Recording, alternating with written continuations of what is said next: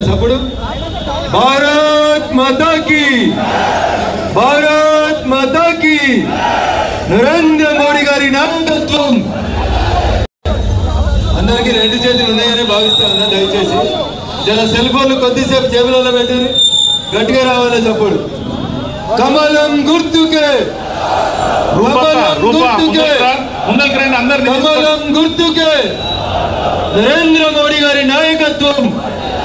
జై శ్రీరామ్.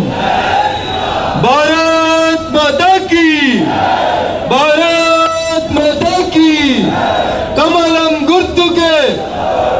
నేటి లంకాల దీపక్ రెడ్డి గారి నామినేషన్ కార్యక్రమానికి అశేషంగా తరలి వచ్చినటువంటి జూబ్లీ హిల్స్ నియోజకవర్గ ఓటర్ మహాశైలకి వారిని ఆశీర్వదించి భారీ మెజార్టీతో శాసనసభకి నవంబర్ 11వ తారీఖున జరగనున్న ఎన్నికల కార్యక్రమంలో గెలిపించడానికి ఇక్కడికి విచ్చేసినటువంటి పెద్దలందరికీ, వారిని ఆశీర్వదించడానికి ఇక్కడికి విచ్చేసినటువంటి గౌరవ రాష్ట్ర పార్టీ అధ్యక్షులు పెద్దలు రామచంద్రరావు గారికి, గౌరవ సికింద్రాబాద్ పార్లమెంట్ సభ్యులు గౌరవనీయులు కేంద్ర మంత్రివర్యులు కిషన్ రెడ్డి గారికి, పార్లమెంట్ సభ్యులు మాజీ మంత్రివర్యులు గౌరవనీయులు ఈటల రాజేందర్ గారికి, కొండా విశ్వేశ్వరరెడ్డి గారికి,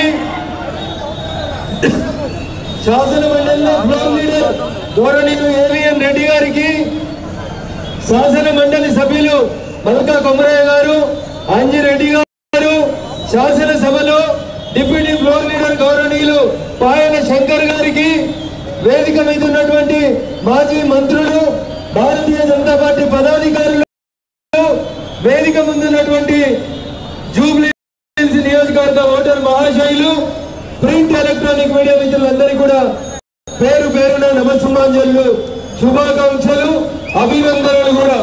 ఎందుకంటే మీ అందరూ దాదాపు 2-2.5 కిలోమీటర్లతోటి ఏ ఉత్సాహంతో అయితే, ఏ సంతోషంతో అయితే ఈ నామినేషన్ కార్యక్రమంలో పాలు పంచుకోవడానికి ఇక్కడికి వచ్చిండ్రో, మీ ఉత్సాహం చూస్తూ ఉంటే లంకా దీపక్ రెడ్డి గారి గెలుపుని ఆ లంకలు ఉన్న రాక్షసులు కూడా ఆపలేరని చెప్పి ఈ సందర్భంగా తెలియజేస్తా ఉన్నా.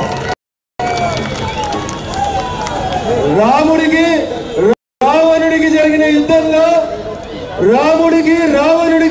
యుద్ధంలో ధర్మం రాముని వైపే ఉంది కాబట్టి లంకలో ఉన్న రావణాసురుడు రాక్షసులు ఎంత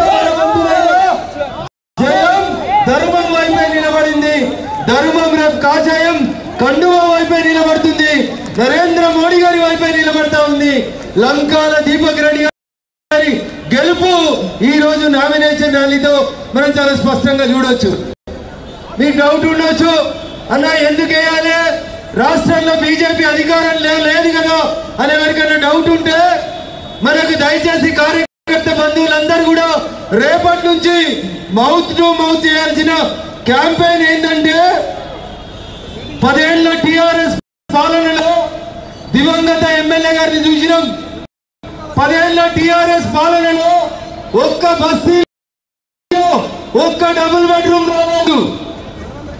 10 ఏళ్ల కేసీఆర్ పాలనలో దివంగత మాగంటి గోపీనాథ్ గారి 10 ఏళ్ల ఎమ్మెల్యేగిరిలో ఒక్క పేదల బతుకు లోపల మార్పు రాలే.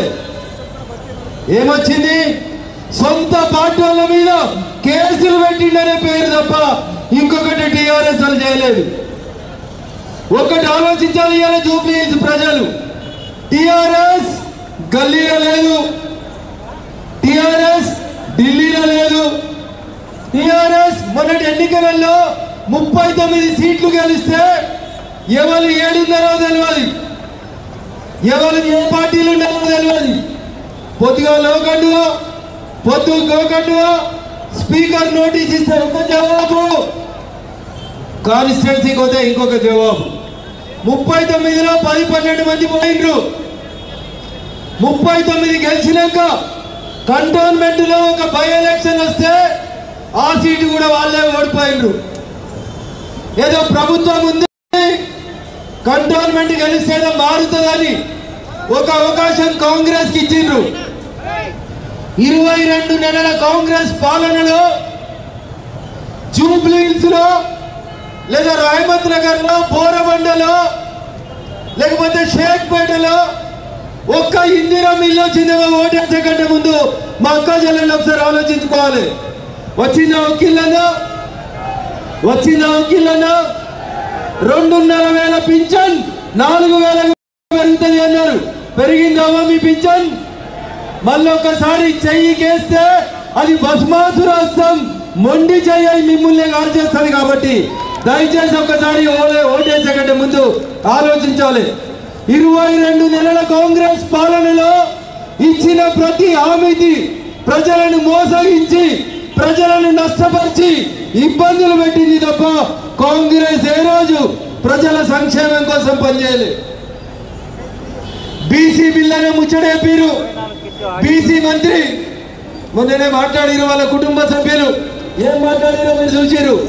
నోరుతోటి నవ్వడం, నొసలతో ఎక్కిరించడం కాంగ్రెస్ పార్టీ నైజం తప్ప ఇంకొకటి కాదు.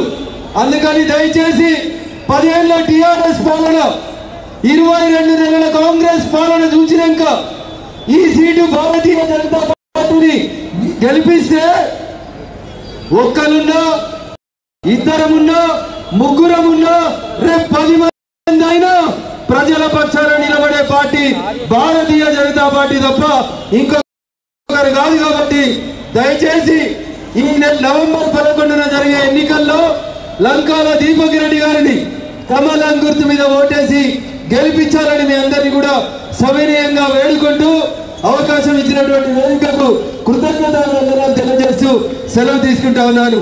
కమలం గుర్తుకే.